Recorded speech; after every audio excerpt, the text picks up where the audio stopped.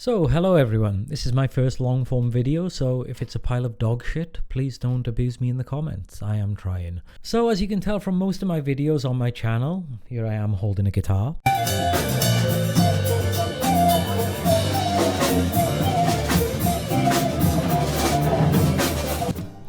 I'm a professional guitarist. I often sing in my videos as well, but unfortunately nobody hires me to sing.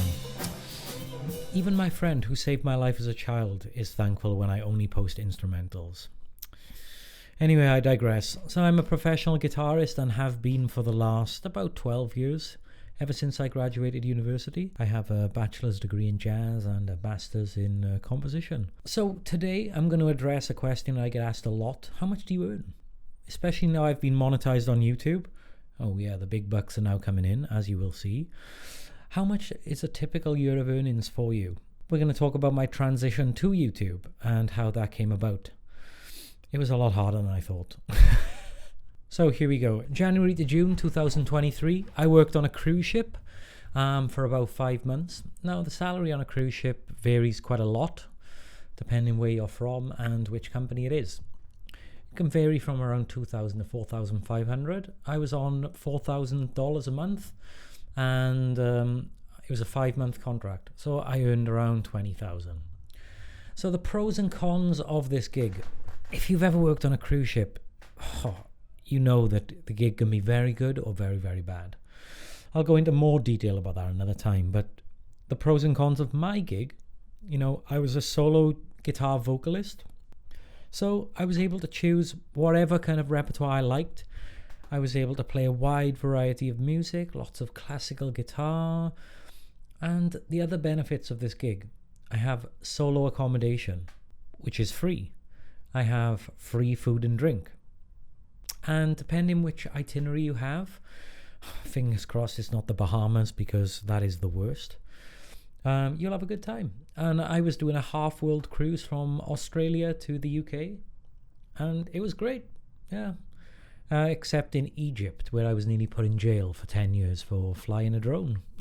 But that's a video for another time. So the cons are you can have a really bad time depending on the strictness of the management on board. I worked for Viking, where the management was mostly good and they let you get on with your work. Unfortunately, halfway through my contract, they tried to change things, which would mean me losing my single cabin and some other privileges, which is a big no-no. I'm a solo musician. I should have a solo cabin. And I said, well, I don't want to do the job anymore, so you'll have to find someone else. And they allowed me to stay on the ship for a couple of months until we got back to the UK, and then I left.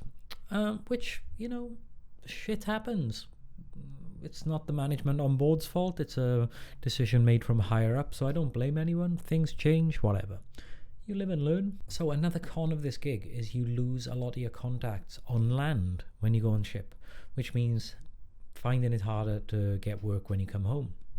So that was January to June. When I came home, I chilled for a little while, but then I started doing some, bar work. I mean, like playing guitar in a bar, not like being a waiter or something. And this little list contains, function, band work, bar gigs, and I had a little residency in Temple Bar in Cardiff, that was okay.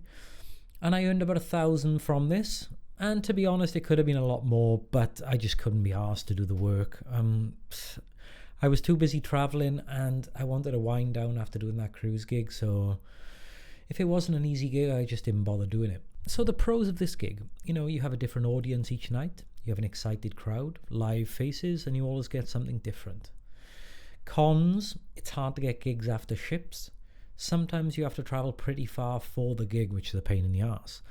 And sometimes the sound is bad. And dealing with bad sound, especially after you've worked on a ship where the sound is pretty consistent, it's a pain in the ass, honestly, a real pain in the ass. So that was about $1,000 over the, June till August months. And so here I am now sitting at about $21,000. So I also had some work writing charts. I wrote a bunch of arrangements for some singers on board and some other random charts throughout the year. That gave me about $500. Now the pros of this gig is you can do it from anywhere. The cons are it's not a real stable gig. Work is very random. So from September to December, I was teaching. I taught AP Music Theory for a Chinese company, and this earned me around $3,000. This was great. It was a really interesting curriculum. I was teaching AP Music Theory, which is quite an advanced music theory course. So it was really interesting to teach. I had great students, and again, you can do it from your bedroom, which is fantastic. So the cons are, sometimes I just didn't get any students. No students, no money. Yeah, tough shit. So all in all, with all the tips from work and a bit of busking here and there, only when I was bored. Sometimes if I was working on some stuff like playing some cool gypsy jazz music, I would make some backing tracks and take them out on the street. You'd be surprised how much money you can earn, actually. Like an average day was around £60, and I would stay there for about 2 hours. But you have to get over the fact that you're playing guitar on the street after just working on a 6-star cruise ship. But sometimes it's fun, you know. So yeah, all in all, I earned around £25,000. Now, I already know what you're thinking, and I know it's not a lot of money, especially in the UK. But what you have to take into consideration is that I was on the ship for approximately 5 months. So that's 5 months. I'm not paying for accommodation or food. So that's 5 months out of the year already. Yeah, and a month after I got off the ship, I was wild camping. I was hiking through the mountains and stuff and just enjoying myself. So that was a pretty cheap month as well. Yeah, so for the rest of the year, I just rented random Airbnbs. I stayed with some family. I traveled around, and I went to visit my mother in Spain for a while. So all in all, the 25,000 actually goes quite a long way. So I know what you're all waiting for. What were my YouTube earnings? Well, let me tell you. Let me give you a bit of backstory. So during 2023, I finally started to put a bit of effort into making YouTube videos. I love photography and the idea of making videos, but realistically, I'm not too creative when it comes to this kind of stuff. So I started making videos, and what happened? Nobody bloody watched them. Shame on you. Then I gained around 100 subscribers, friends from Facebook, people I pressured into following my channel, etc. And to be honest, you know, when I play live, people like my music. You know, I tell interesting stories while I'm playing the songs, and I play good music. So I just expected it to be the same on YouTube. Post a little video of you singing a song and people will like it. Well, realistically, there's 500 million people doing the same thing. Some a lot better than you. So I had to find something worth posting, you know. Yeah, I just expected people to like it, and realistically my videos weren't that good. But a major turning point happened was when I recorded and promoted a song by Toby Keith, a singer actually who recently passed. And it seemed that everyone who clicked on this video subscribed, and pretty soon I had over like 1,000 subscribers. And the next turning point was when I recorded an instrumental called Back Home Again in Indiana, which I kind of used the Chet Atkins version to base my version upon, which got me like another 1,000 subscribers when I'd done a little promotion on YouTube. Yeah, this was quite surprising for me because I never thought about promoting anything before, but it worked. But the thing was, I still struggled to get over the threshold of 4,000 watch hours on my videos to become monetized. Partly because my content was 2 fucking minutes long, and people get bored after 16 seconds of the music apparently. How dare you. Anyway, a couple of videos later and some cheap promotions. I usually promote my video for like £3 over the space of a week. And the threshold was finally met. And I was finally monetized for YouTube. Yay! So what I wasn't quite ready for was I just expected the viewers and subscribers to just keep coming, you know? But it just didn't happen. Like, I wanted to expose viewers to old folk songs from different countries.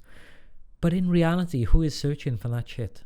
You know, I love learning about folk music from other countries, but, you know, it just doesn't resonate with some people, and that's fair enough, you know. But I enjoyed making those videos anyway. So, at the end of 2023, my total YouTube earnings were a massive 23 cents. Oh yeah. And so far in 2024, it's only up to about $3. As far as 2024 goes, I just got off a cruise ship gig now, which was like 1 month. And I have another one coming up in end of June till October. So that'll pay my way for this year very, very easily, I think. And I have a lot of sessions with function bands and stuff like this coming up too. But thank you for listening. If you've stuck around to the end of this video, if you didn't, fuck you. Hopefully I dispelled a bit of the mystique about being a professional musician. And if you have any questions about being a professional musician or any questions in general, let me know in the comments. I know a lot of people say like, oh, let me know in the comments. But actually it's really fun to engage with your audience, you know, and it's very interesting to see some of the questions people have.